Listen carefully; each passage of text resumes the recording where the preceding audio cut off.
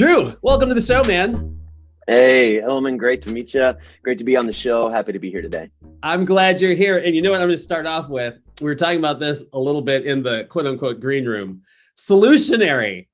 He's called a solutionary. What is a solution? I've heard of a visionary. What is a Sure. solutionary? You got to give that some context for the audience. Yeah, come on, man. It's something I'm really passionate about, and it's came in a discovery of just really wanting, my life to have more meaning in the marketplace and the way that I earn, and just making money wasn't enough for me. I needed to know that I had meaningful work, and it wasn't just meaningful for me, but it was really, what am I doing that's a win for everyone involved?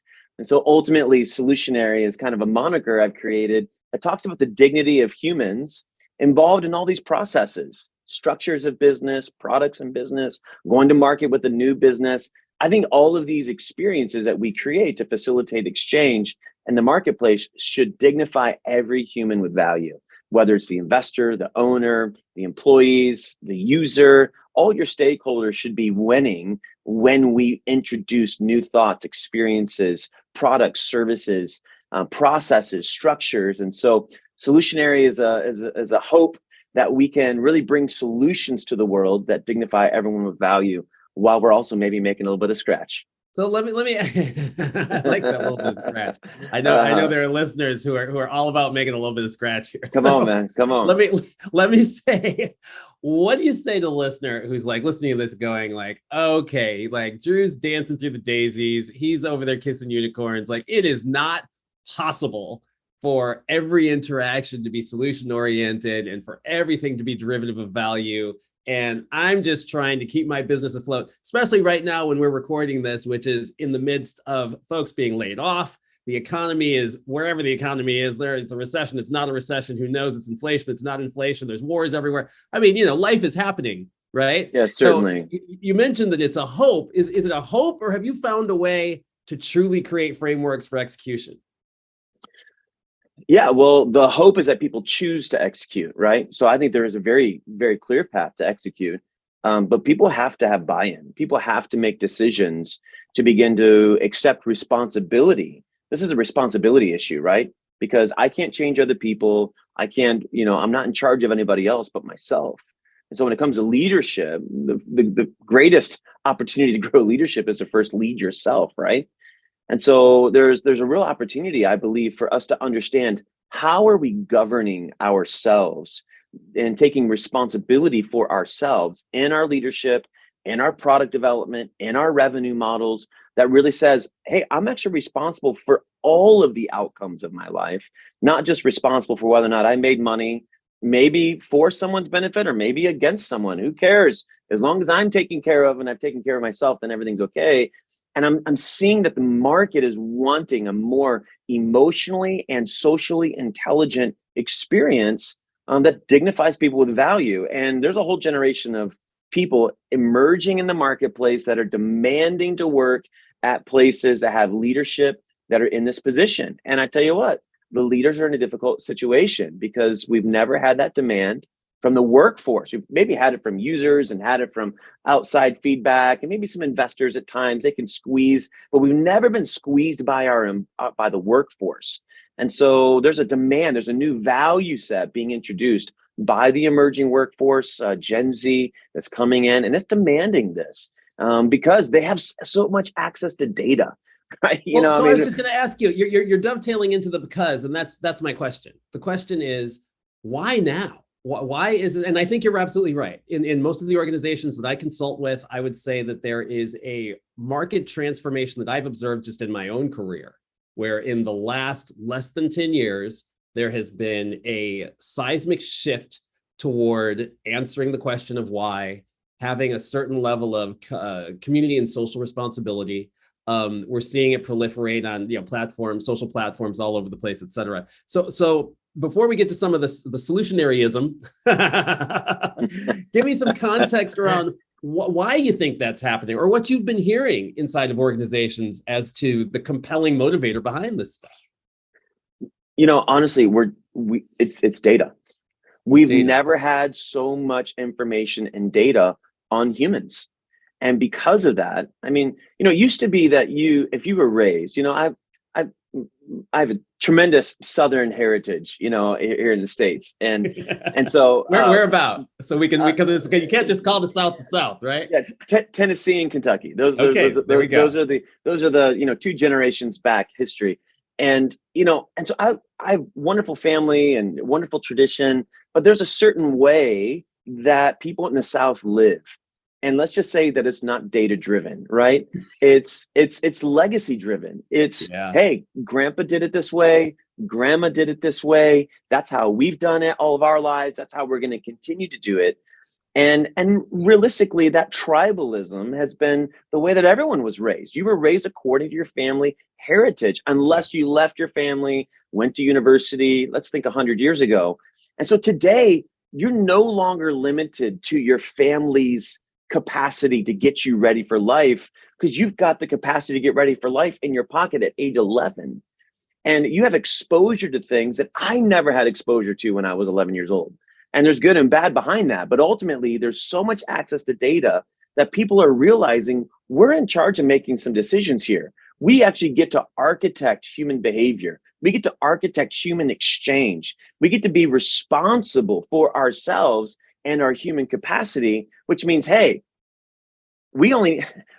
systems make money, right? And so as long as you got the system, anybody can make a system now. There's so many apps, so many things. Wham, bam, thank you, man. The competitive edge in the market is no longer your software technology. The competitive edge is your team.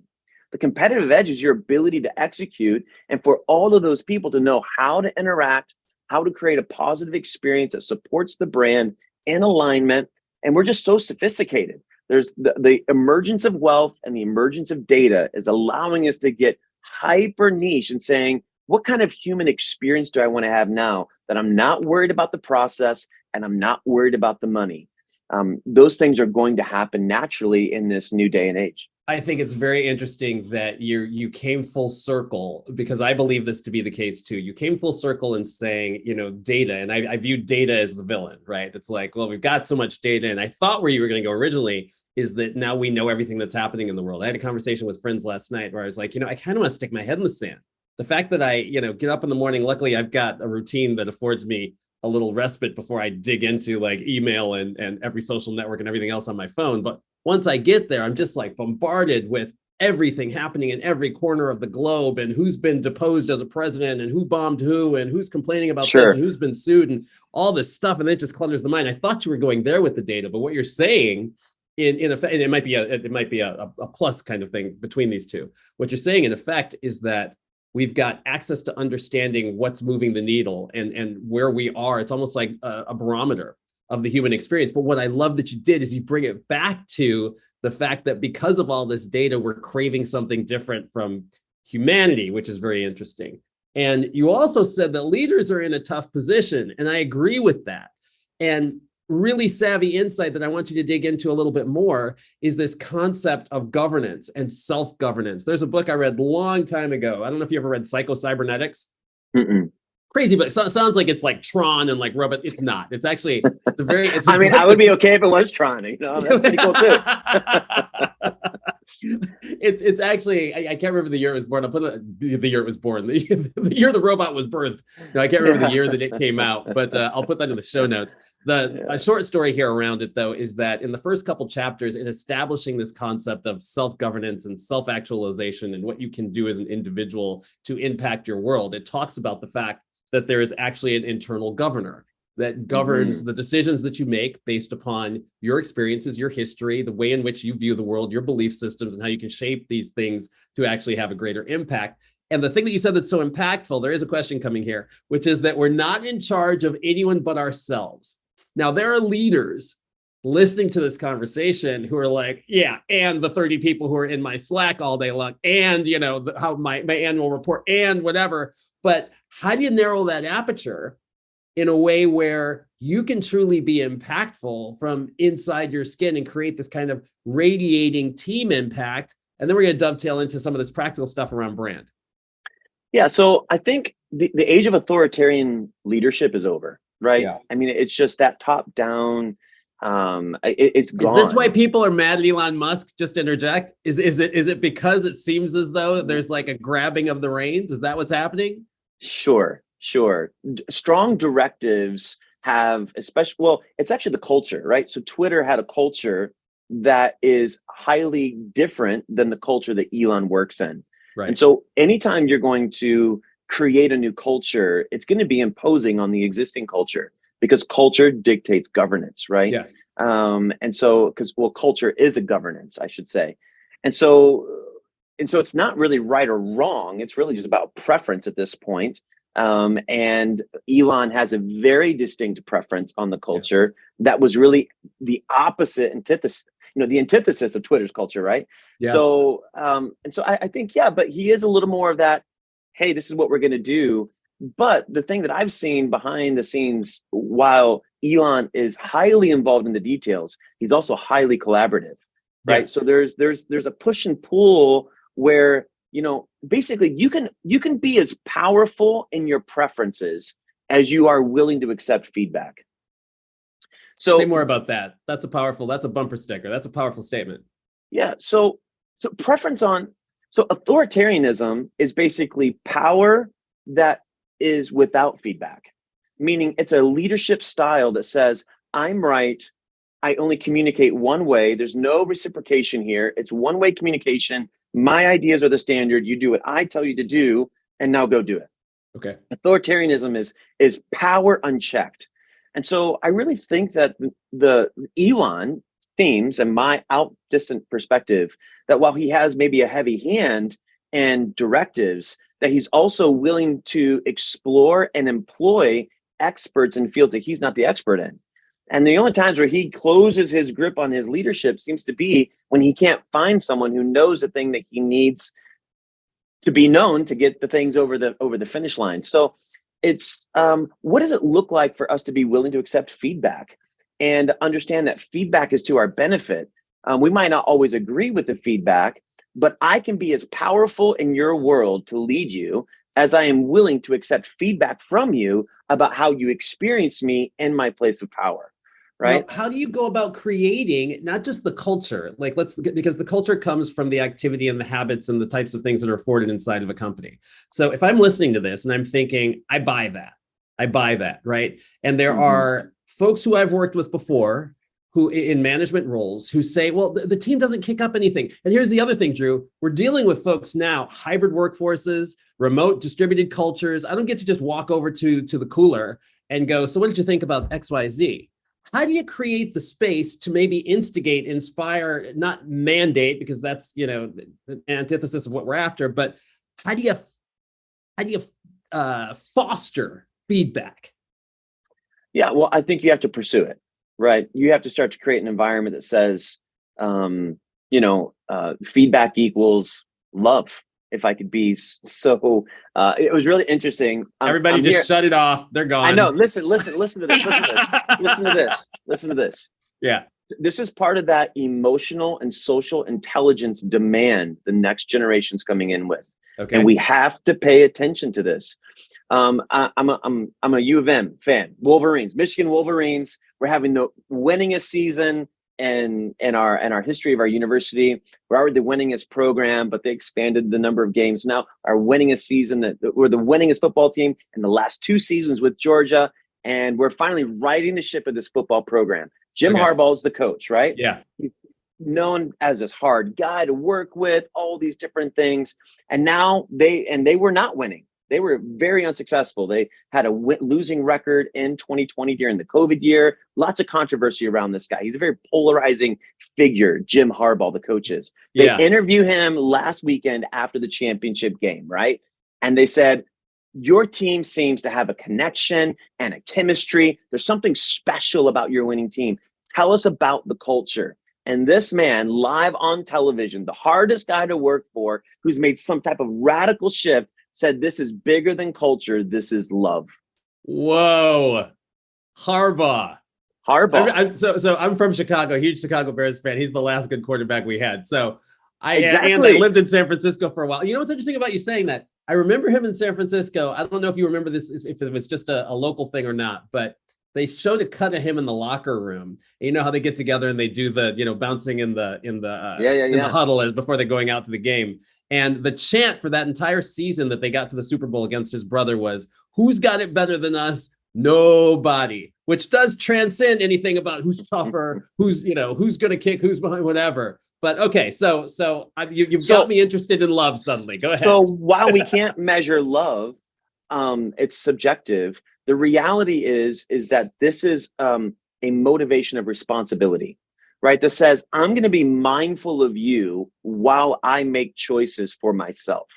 Ultimately, this is that opportunity that says you have needs and I have needs. So I'm going to be mindful of you while I'm making sure my needs are met. And you're going to be mindful of me. And actually, I might even be so mindful that I'm willing to meet your needs in this exchange because you're willing to meet my needs. This is the foundation of every human exchange of value. Do you have a need and do I have a need? And is it mutually beneficial for us to meet that need and then agree upon it? There's lots of people who meet needs today and they're undefined, they're unspoken. Lack of communication creates confusion. And we fill the space, the distance between me and another human. If there's not clear communication on why we're connected, then I fill that mysterious space with fear, which then means I'm always going to operate in a level of protectionism.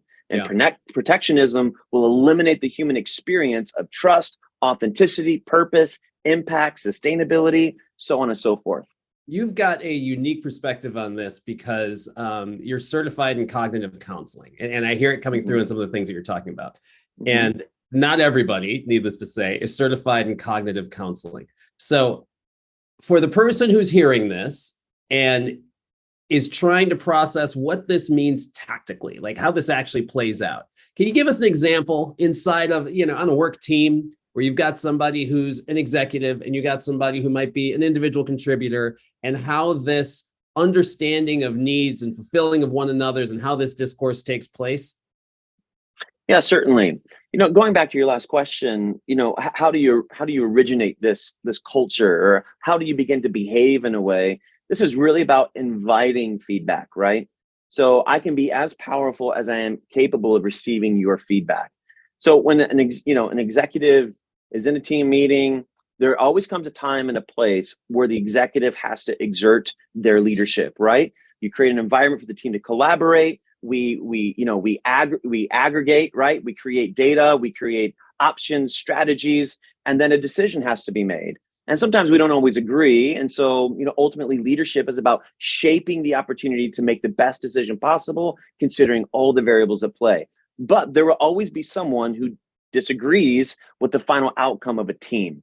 And so it's the leader's job to facilitate this reality of creating buy-in and human connection that allows for trust to be developed through the process of doing something that they feel is mysterious. They feel concerns about. They aren't so sure. And so, and they may be right, but ultimately if a team agrees on something and there's no politics involved, or at least we've eliminated the politics, if we're truly running healthy cultures, healthy teams with transparency, we can build trust. After that meeting, that executive should go to that person and say, you know what, I had to make a really hard decision in there, but I saw that you were uncomfortable with that conclusion. And I just want to see if you'd like to give me some feedback about how you experienced me while I was leading in that moment. That's a lot of vulnerability, isn't it? It sure is. It's a whole lot of vulnerability. But trust and buy-in on the human connection side will afford the opportunity to lead that individual through the mysterious process, the uncomfortable process of the unknown for them. Obviously, in their worldview, what the team is about to do is a pitfall. It is not going to work, or there's concerns, and they have to maintain a human connection through that process, or they will become a problem. And this is the type of social and emotional intelligence that people are just being groomed with. We no longer are going to be people who can just swipe human behavior under the rug as long as the bottom line can be met. There's too many whistleblowers. There's too many people who are like, you didn't take care of the human in the process. Like, leaders have to. This is no longer an HR problem. These are HR skills, things we would put in the HR bucket and be like, oh, well, HR will take care of that. But ultimately, the demand from the workforce, they want real-time empathy. They want real-time dignity of value. They want real-time emotional and social intelligence from their leader, because let's just face it, they don't have to tolerate a bad system, a bad culture, whatever, because someone else has the system, someone else has the software, someone else can use their hard skills. Now the competitive edge is, what kind of leader are you? What kind of culture is this? And are you willing to do what it takes to lead me from a human point of view so that we can really have a meaningful work experience? Is there a tipping point at which we go too far? I'm privy to a lot of conversations, right? I'm privy to management level conversations. I'm privy to conversations with their teams, because we do assessments of organizations, and oftentimes the team is very candid around some things. And there's a lot that I just hold in the Hilmon vault, And I will say that I think that there is a point at which the mandate can be overwhelming. And there's a point at which you get to a level of backlash where folks are like, why am I accountable for this? Like, this is a workplace where you're getting a paycheck. You're coming here and you're afforded this job that allows you all of these certain privileges that other folks may or may not have. And yet, and still, that's not enough, right? Are you here? Have you heard any of this? Okay. Yeah, certainly. If I could interject, I think this is where that bidirectional needs issue comes up, because a lot of it seems as though you've got like the goldfish who are nipping at the top of the water going, feed me, feed me, feed me. And folks are like, how much do I need to sprinkle? What about me? But you're saying this is a bidirectional thing. So I stepped on what you were about to say here, but that just. Yeah, certainly. This is about companies becoming more intelligent in their own identity. And more intelligent in their own culture so that they hire more effectively, right? So we actually should say no to talent if they're not a cultural fit, right? I love that. Say no to talent if they are not a cultural fit, which means that you need to have identified your culture, and it needs to be not just something that you've got on the wall, on posters in the break room, or on the background of your Zoom, whatever your culture may be, right? It actually has to be measurable, lived out behavior of the organization, right? So, what's on the walls, and, what's by the cooler, and that, little thing, that little quip that, the CEO says when he opens every speech, on the corporate annual event. Like, it's not that, because it's actually, what's the behavior of the organization? How do we measure that behavior? And then how do we document that behavior if it's healthy, and then hire from that point of view? Create curiosity about how someone else's human behavior, how much of a fit will it be to the organization, and try to mitigate that. And so ultimately we need more intelligent hiring lenses, not processes, lenses on, are we hiring someone who, that's doing this? So this is the part where, when you start to become more intentional about architecting a culture, you start to realize there has to be a meaning, right? There has to be a point or an objective to why we choose this culture over another culture, right? And so culture is, an assimilation of 5 or 6 different variables. Experts agree on 5 or 6. And so, as we build these 5, it's ultimately, every culture needs language. Right? So language has particular meaning to them. Every culture needs symbols. Every culture needs routine. The old word we used for it was ritual, but it's just idea of repeated behavior or cadence, and how, like, the patterns of where we go and how we relate in groups. There needs to be a unique, take on that. Actually, sound and song, if you will. Is there a sound that represents, who we are? Southwest has a great sound, and it's the little stewardess do. You're free to move about the country, and it's there's a sound, that's there, and so ultimately what we're trying to understand is how these constructs change the way that I feel, change the rhythm and the pace of my performance, changes the way I connect with the other humans, connected to my enthusiasm, or my dissent, and architecting these things in very particular ways. And so this is, and the biggest one is your core values. How do we define high core values versus, normal values?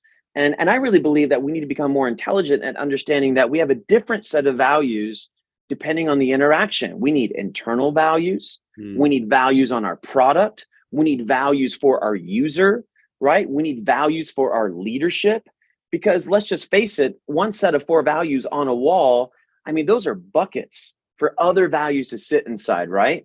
And so there needs to be more development behind these things to show how these values apply to the different human experiences that we're having, whether with our our shareholders, our executive team, our employees, our user, our investors. And so everyone is here for the experience. And how capable are we at communicating our corporate identity authentically and consistently with every stakeholder? And so that authenticity, to be ourselves everywhere we go, this is a human conversation that's happening right now. I believe this is also a corporate conversation. Companies are people. They have preferences, they have mood swings, they have temperaments, they have tendencies, they have patterns, because humans are running them. And especially the leadership style really dictates a lot of that. The founder, the co-founder, the executive teams, and it creates a human experience. Same ways we're having a human experience one-on-one right now. And so I really believe that when you begin to be intentional about a culture, you really quickly have to get to meaning. Is this meaningful? Is this important? If we're going to put this much work into it, what's the meaning here? Because the meaning used to be, did we get the product created, and did we get good reviews from the user? And now we're having to understand, I can't keep a team together unless they believe in the purpose or the benefit for why our product or service or experience is making the world a little bit better. And so now we got to understand purpose. Now we got to understand meaningful work. Now we got to understand what types of humans will succeed, because this is the meaning that we've sold out for, not just the product. There's a why behind the product. There's a why behind these things, right? And so it's very, very interesting to see this human demand being placed on companies. So where does it end? Well, it ends with boundaries. Every relationship has boundaries. This is a non-negotiable for me. And if this offends you, then this isn't going to work out. But if there's chemistry and we have fun in a particular way, meaning that we are doing something and we're for sure not doing something, well then, man, you win all day long in those instances, right?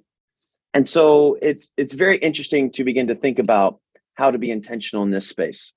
It's too bad you completely lack passion around these things. I'm talking to Drew Neal. He's a solutionary, talking about solutions that dignify the world of value, how to create higher value on humanity related to structures. Really powerful. Something you just said strikes me. I often say when we're coaching sales teams and even working with managers that it's much easier to solve for something before you're in the moment. In other words, in anticipation thereof. Hey, Drew, at the end of this conversation, this thing might happen. Is that going to be okay? Much easier to do then than waiting to the end of the conversation and then it happens and go, is this okay with you? And now you've got emotions and feelings and I've got expectations and all these other things.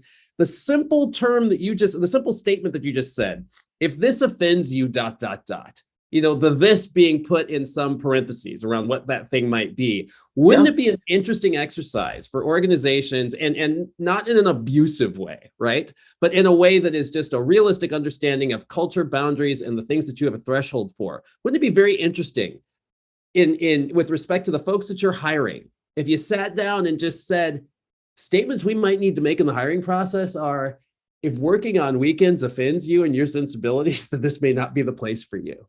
If whatever, you know what I mean? Within the bounds of human, respect and decency, you know what I mean?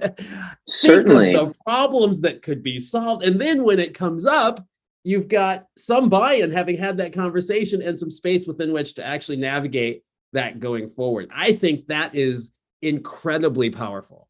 And a great example, I was very inspired by this in 2014. And a friend of mine gave me a book, and it was called Isms. ISMS. And it was by Dan Gilbert, multi-billionaire, owner of Quicken Loans, Cleveland Cavaliers. And it wasn't a published book. It was a book that was released internally to employees. And it was basically 24 core values on how they behave at work, 24 of them. And so it was super colorful. You know, they have a high value design. I love design. And so it was like very image illustrated, kind of driven, and it was tremendous. And so one of their core values that was in there, I was blown away by the whole book. I was like, this is a masterpiece of communication on how they behave. One of their core values was that they communicate and respond to every email within 24 hours. And then he, as a point of accountability, he actually says, Dan Gilbert, multi-billionaire, if you are unable to get to your emails at the end of the day, forward them to me and I will take care of them. Here's my email address. He literally published his email address in this book. Okay, so I don't work there, but I've got his email address, and now I know his core value. And so I was like, well, let's test this core value and see if this is true. Yeah. Right. So I craft a 5-sentence email, probably took me 30 minutes, right? Multi-billionaire, busy guy. I got to write a good email that's going to get response, so I don't just get forwarded to the admin or just forgotten about, right? Because I'm an easy bug to step on in that moment for him, because he doesn't know me, has no frame of reference for me. So I craft the email, I get the reply. My ask was, do you do any shared training on your isms for outsiders? That was my ask. And he said, yes. Then he forwarded me to his admin and said, get Drew into this training. It was absolutely free. He allowed me and my executive team, I brought 5 people with me, to go to an internal training at their company. Wow. He gave me a table at the front of the room. There were 800 people in the room for his corporate training, right? He's got about 16,000 employees right in downtown Detroit. And so he does this, 2 times a year, where he brings all of his new staff in. They got to go through this training, and they do a whole day on those 24 values. And I was absolutely blown away at how distinct they were and committed to who they were in their identity. And I tell you what, some of it is offensive. Some of it's different. Some of it is, hey, this isn't how I would choose to behave. And so they were brilliant at introducing these things. And I heard it in here. Through your hiring process, you probably heard some of these things, and you got to make a choice. Reinforcement. And so now it's, hey, now we're going to train you. You weren't offended by these things. All right. So now we're going to train you how to behave. And so, because most people aren't intentional, they're not self-aware, right? And that's important for people to realize the difference between selfishness and self-awareness, right? Mm-hmm. Selfishness is everything's about me. Self-awareness is, how can I be aware of my preferences so then I can choose to modify or set a boundary according to the human interaction that I want to have. And so here he is. These people were open. I'm open to modify. Help me become more self-aware. And it was a brilliant day, and it was super kind. They actually called on me and had me stand, brought me a microphone, and asked me my opinion and my feedback about some of the principles that they were giving right there in the moment. Very kind of them to do that, and I got to have this interaction live with Dan Gilbert, and super generous, right? But they were behaving according to who they are, and even that generous interaction was in their values, right? And they gave me an experience because I was a human, and I was just blown away by this whole experience. And it really taught me that the power of being intentional in culture. And they work hard there. They're very Elon similar in that regard. And they are very much motivated on human performance, but they have this dignity that they're going after. Says, hey, we're going to work hard, but we're going to do it together. It's not for everybody, but when you know who you are, you can find that fit for people who want to buy in and do what you're doing. Insight into how billionaires become billionaires, how leaders get folks to follow, join in, and align with their why and their vision, and share it in a way where it becomes one for everyone. I will tell you, Drew, you had the opportunity to go live to their event. I am certain that there are folks who are listening to this podcast who are wondering, how do I get Drew in front of my team, or how do I get into a conversation? Do you do anything like that? Yeah, certainly. Thanks for asking. You can go to drewneal.com, and if you'd love for me to speak at your event or to your team, or you'd like to get more in depth into a workshop type environment, happy to do keynotes or workshops in this space on how we can really redefine our cultures to be purpose oriented, to have that meaningful work, and to really discover that governance of what are the human mechanics for us to create an environment that really is dignifying of value for everyone involved. There's some specific themes that I saw on your website that I thought could be impactful for folks to kind of inspire some thought. You feel free to kick in here if these are no longer relevant or if they're not. But the things that I saw were calming chaos in your organization and increasing alignment within teams, experiencing how emotional intelligence and human capital maximization can transform an organization, how to grow and unite your team with shared vision towards meaningful work, and pulling together, your integrative wisdom, your competent empathy, and the things that you've learned around innovative growth across your career. Any other just highlighted bullets you'd want to share with respect to folks wanting to bring you in for a keynote? Yeah, so I mean, I really I'm willing to customize because I'm all about the human behavior here, right? And so the needs of the organization are always going to be very different. And so I'm very open to allow what I have to offer to really meet the needs of the organization. So if you're needing high level of takeaway with customized keynote for your big live event, I specialize in really serving the needs of the audience, but also serving the needs of the host and making sure that we're communicating in a way that's going to make sense for where they're at. So I don't have an agenda to try to get people to understand me. I have an agenda to get people to take their next step of growth and allow my expertise to be communicated in a way that will get them to take their next step. And so that's a big deal there. And so for workshops as well, I'm very excited to be hyper framework driven.